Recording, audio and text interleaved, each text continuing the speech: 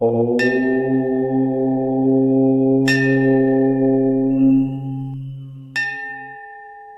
ஓம்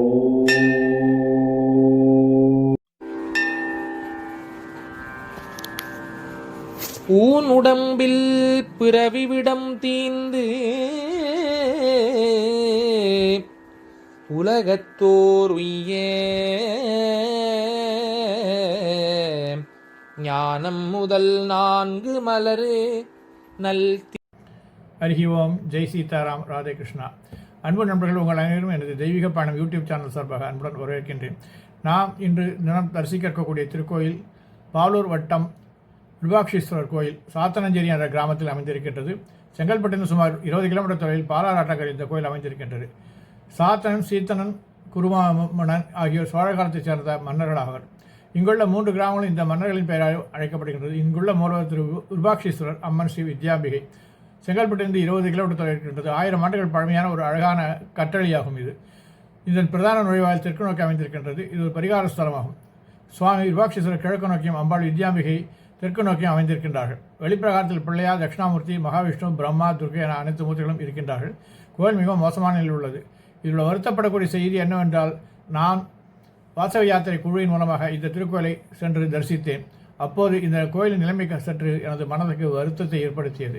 இதன் பிரதான வாயிலில் உள்ள கதவினை தவிர வேற எந்த பாதுகாப்பு கவசமும் இந்த கோயிலுக்கு இல்லை என்பது மிகவும் வருத்தத்தக்க செய்தி.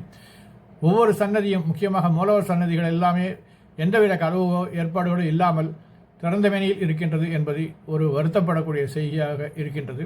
இந்த திருக்கோயில் உள்ள சுவாமிக்கு தினசரி வழிபாட்டிற்கு ஏதும் வகை இருக்கின்றதா என்று தெரியவில்லை.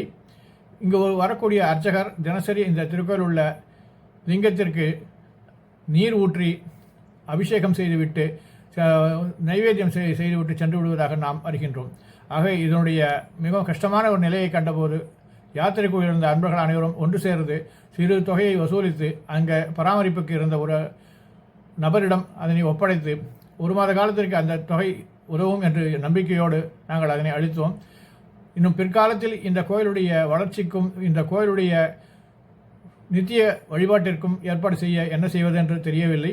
இருந்தபோதிலும் இந்த வீடியோ பதிவினை பார்க்கின்ற நண்பர்கள் அனைவரும் தங்களால் என்ற பொருளுதவியை இந்த கோயிலுக்கு வழங்குமாறு கேட்டுக்கொள்கின்றேன். இது தொடர்பாக மேலும் விவரங்களை அறிய வேண்டுமென்றால் இந்த யாத்திரை குழு ஏற்பாடு செய்த வாசவி யாத்திரா திரு பாலா வெங்கட்ராமன் அவர்களை இந்த பதிவின் முடிவில் அவரது முகவரி இருக்கும். அவரது ஃபோன் நம்பர் நான் தந்திருக்கின்றேன். அவரை தொடர்பு கொண்டு இந்த கோயிலுக்கு ஏதேனும் தங்களால் முடிந்த உதவியை செய்யுமாறு கேட்டுக்கொள்கின்றேன். இதில் சிரமம் ஏற்படும் என்ற எண்ணத்தில் யாரும் இதில் தயவு செய்து செய்ய வேண்டாம். தங்களுக்கு முடிந்தபோது இதனை செய்யலாம். இந்த கோயிலின் ஒரே ஒரு நம்பிக்கை தரக்கூடிய செய்தி என்னவென்றால், இந்த கோயிலின் சுற்றுப்புற சுவர்களில் உள்ள வெள்ளையை சென்னையைச் சேர்ந்த ஒரு திருப்பணிக்குழு அதனை மேற்கொண்டு வெள்ளை சுண்ணம் அடித்து கோயிலுடைய பெயரை எழுதி வைத்திருக்கிறார்கள். அது ஒன்று சற்று மகிழ்ச்சியை தன்றதாலும் இருந்தபோதிலும் இந்த கோயில் நிலைமையை பார்க்கும்போது நம்மால் முடிந்த உதவியை செய்ய வேண்டும் என்று தோன்றுகின்றது. தயவுசெய்து இதனை செய்யுங்கள். நன்றி, வணக்கம்.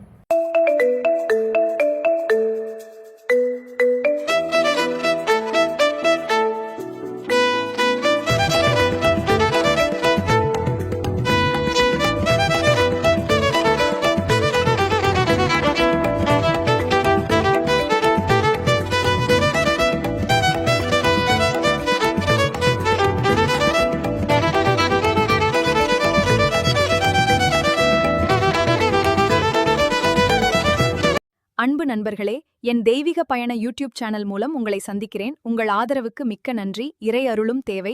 பதிவுகள் பிடிச்சிருந்தா லைக் செய்யவும். மீண்டும் சந்திப்போம். Dear friends, you have been visiting many temples with me. I want to visit more temples and share them. This requires your support and God's grace. Like, share and subscribe. Thank you.